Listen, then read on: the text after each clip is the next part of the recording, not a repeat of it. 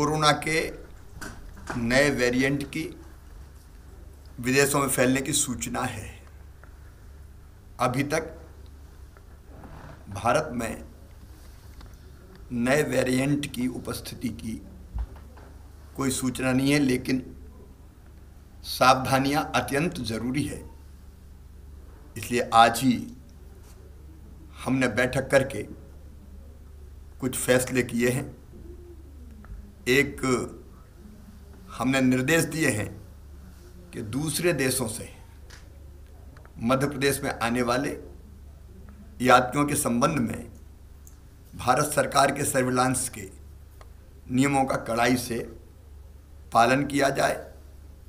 1 महीने में जितने भी लोग अंतर्राष्ट्रीय उड़ानों से यहाँ आए हैं, आगमन जिनका हुआ है, उनको चेक करना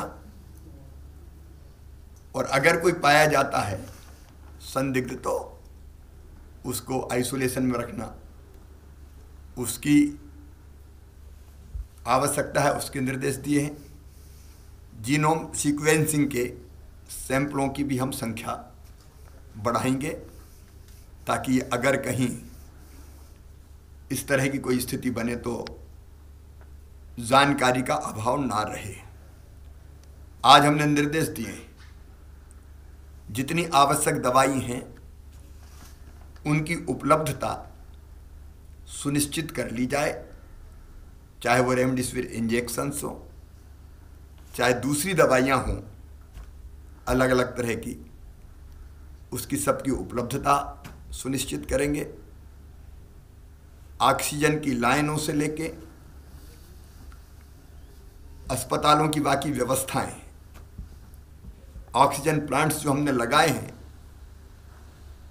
उनको भी चला के देखने के हमने निर्देश दिए, क्योंकि कई जगह उसकी जरूरत पड़ ही नहीं रही थी यार।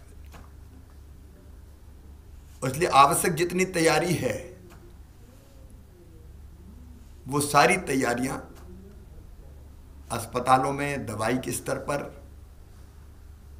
फिर रोज जो टेस्ट होते हैं उसके स्तर पर अभी लगभग 58-60 हज़ार हो रहे हैं। हम उसकी संख्या और बढ़ाने का प्रयास कर रहे हैं। फिर भारत सरकार और WHO के निर्देशों का पूरी तरह से पालन करेंगे, उस दिशा में भी निर्देश दिए हैं, कार्रवाइयां हम करेंगे। एक जिसमें सबसे ज़्यादा सावधानी की ज़रूरत है, हमारे 18 साल से कम उम्र के बच्चे, क्योंकि उनका टीकाकरण नहीं हुआ है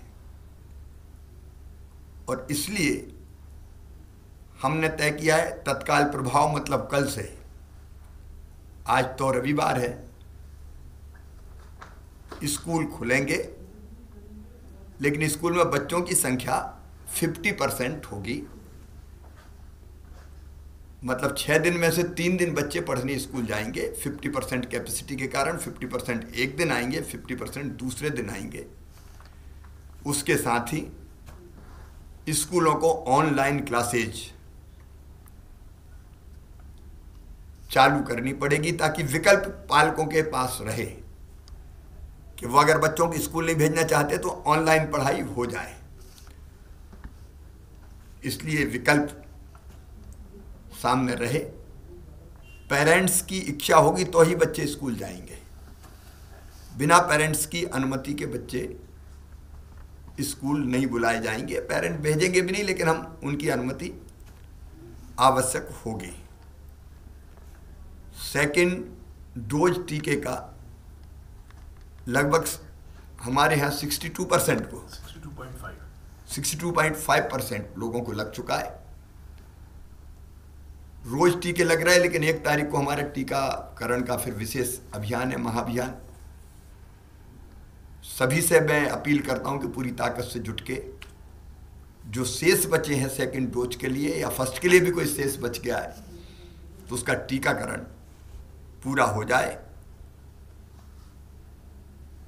29 तारीख को पहले से ही मेरा तय था कलेक्टर एसपी के साथ वीडियो कॉन्फ्रेंसिंग का, तो उसमें हम कोविड की पूरी समीक्षा करके सभी आवश्यक निर्देश कल कलेक्टर्स को, एसपी को, संबंधित और अधिकारियों को, कमिश्नर, आईजी सबको दिए जाएंगे। प्रदेश पूरी तरह से अलर्ट पर रहेगा। 1 तारीख को सवेरे मैं 10 बजे क्राइसिस मैनेजमेंट कमेटियों से चर्चा करूंगा। क्राइसिस मैनेजमेंट कमेटी हमारे जिलों की, मंडलों की, ब्लॉक्स की और पंचायतों की, और सबको हम तैयार रखेंगे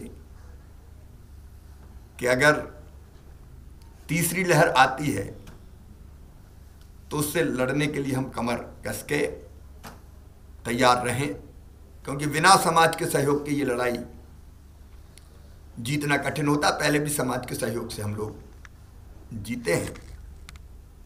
मास्क लगाना और दूरी बनाना, अभी हम कार्यक्रमों पर प्रतिबंध नहीं लगा रहे, हम लोग नज़र रखे हुए हैं स्थिति पर, वो देखेंगे।